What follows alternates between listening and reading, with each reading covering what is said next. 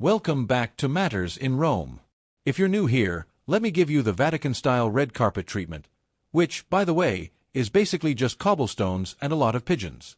But hey, before we dive headfirst into today's whirlwind of faith, politics, drama, and a sprinkle of divine mystery, do me a huge favor, hit that subscribe button, smash the notification bell, and join this fast-growing community. Trust me, you don't want to miss a second, because here in Rome, truth isn't just stranger than fiction, it's dressed in cassocks and sipping espresso while doing it. Now, today's story. Grab your rosaries, grab your cappuccinos, and maybe even grab some popcorn, because what we're about to dive into is serious, heavy, and honestly, very human. Pope Leo's closest assistant, the man many consider his right hand, his shadow, his confidant, has just been diagnosed with liver cancer. Yes.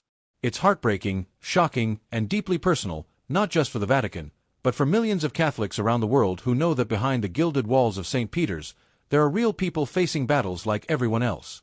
Let me set the scene for you. Rome, eternal city. Sun spilling over the domes, tourists sweating in lines for gelato, and inside Vatican walls, the heartbeat of Catholicism, a rhythm of prayers, rituals, and secrets.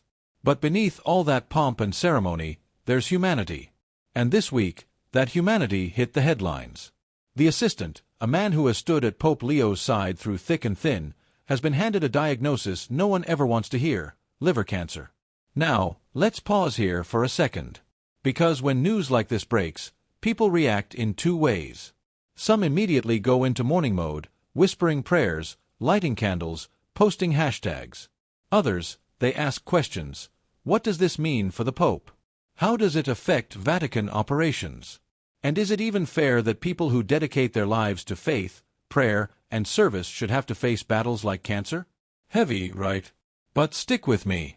Because while this is sad, this is also a moment for reflection, inspiration, and even, dare I say it, a touch of humor.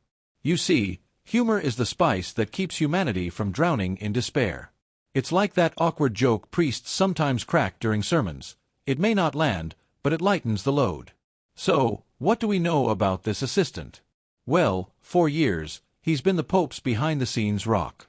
You might not see his name on front-page headlines, but he's the guy making sure the Pope's schedule runs smoother than a Roman espresso machine. He's the one making sure Leo gets from meeting to meeting, from prayer to press conference, without tripping over the cobblestones of Vatican City. And trust me, there are a lot of cobblestones. But here's the gut punch: when someone so close to the Pope falls ill, it's not just personal. It's political. It's theological. It's symbolic. Because suddenly, people are reminded, even those at the heart of the Church are mortal. Even those who breathe incense and scripture aren't immune to the frailty of human bodies. And for Pope Leo, who has faced his own health scares in the past, this is more than just a colleague in pain. This is family. Now let's address the big question: what does liver cancer mean in this context? Medically, it's brutal. Spiritually, it's a storm. And politically, oh boy, buckle up, because the Vatican is basically the world's most mysterious political theater, and this diagnosis just added a brand new subplot. But hold up, before we get lost in the drama, let's zoom out for a second. Because this isn't just a Vatican story. This is a human story. And every single person watching right now, yes, you, sitting there with your phone in one hand and maybe some chips in the other, knows someone who has battled cancer. Maybe it was a family member. Maybe it was you. Maybe it was a friend. Cancer doesn't discriminate. It doesn't care about titles, robes, or centuries-old traditions. It hits. And when it hits, it shakes everything. And here's where the humor slides back in. Because in Rome, even tragedy walks hand in hand with irony. Imagine this: inside the most powerful religious institution in the world, where people pray daily for miracles, there's still the raw reality of illness. It's like the Vatican reminding the world, yes, we believe in heaven, but on earth, we've still got hospitals, doctors, and chemo appointments. Faith and science, saints and surgeons, walking side by side. Now, people are asking, what is Pope Leo going to do? How is he handling this? And let me tell you, if there's one thing Pope Leo is known for, it's resilience. The man has fought his own health demons, battled brain cancer not once, not twice, but multiple times, and come out swinging. And if you've seen the way he smiles, shakes hands, and keeps pushing forward, you know he's not about to let his assistant face this battle alone. Behind Vatican walls, sources say prayers have intensified. Chapels are full. Priests are whispering special intentions. And outside, pilgrims are lighting candles, flooding social media with messages of solidarity. Because this isn't just about one man, this is about the shared belief that no one fights alone. Not in Rome. Not anywhere. Now, let me flip this coin and show you the other side. Because here's where humor helps us breathe. Imagine being the assistant himself. He's probably sitting there, hearing the diagnosis, and thinking, great. I finally get mentioned in the news, and it's because my liver is throwing a rebellion. Sometimes, humor is the only way to process pain. And if you've ever spoken to someone in the middle of treatment, you know this. Jokes become shields. Smiles become armor. And you know what? That's biblical, too. A joyful heart is good medicine, says Proverbs. And if that's not permission to laugh in the face of despair, I don't know what is. But let's not sugarcoat it. The road ahead for him will be tough. Treatments, fatigue, the emotional toll. And for the Pope, it's another reminder that leadership isn't about titles. It's about walking with people in their darkest hours. It's about compassion. And compassion is where Catholicism shines brightest. Now, I can already hear the conspiracy theorists warming up their keyboards. What if this is a cover-up? What if there's more to this story?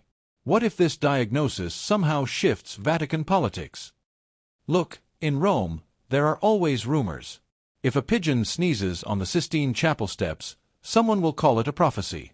But in this case, let's keep it simple. A man is sick. A pope is hurting. And a global church is praying. But that doesn't mean we can't talk about the ripple effects. Because, there will be ripples.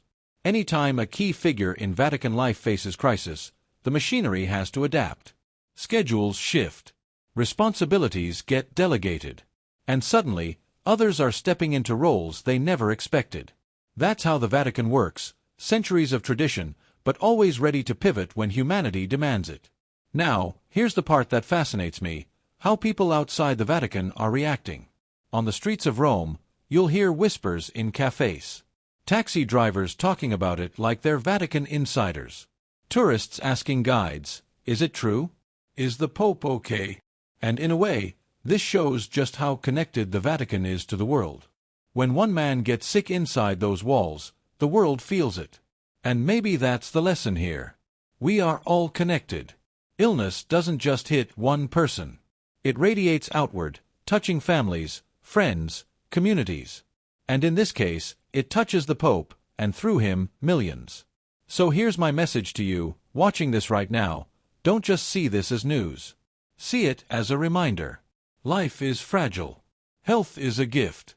And sometimes, the most powerful prayer you can whisper isn't for yourself, but for someone else. And to Pope Leo's assistant, if somehow this video ever makes its way to you, know that even beyond Vatican walls, people are rooting for you. Catholics, non-Catholics, skeptics, atheists, even the guy scrolling TikTok at 3 a.m., there are strangers out here hoping you beat this thing. Because in the end, this is bigger than Rome. This is bigger than tradition. This is humanity. And humanity, when it comes together, is unstoppable. So yes, today's news is heavy. Yes, it's heartbreaking.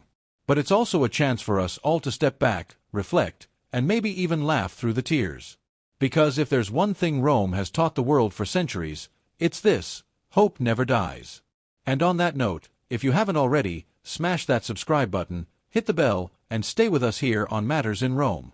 Because here, we don't just report the stories. We live them. We laugh with them. We cry with them. And we keep moving forward, together. Okay, that's it for this episode. Thanks for watching. Please don't forget to share your thoughts in the comments section below. And remember, like, share, and subscribe for more. Because in Rome, there's always another story waiting just around the corner.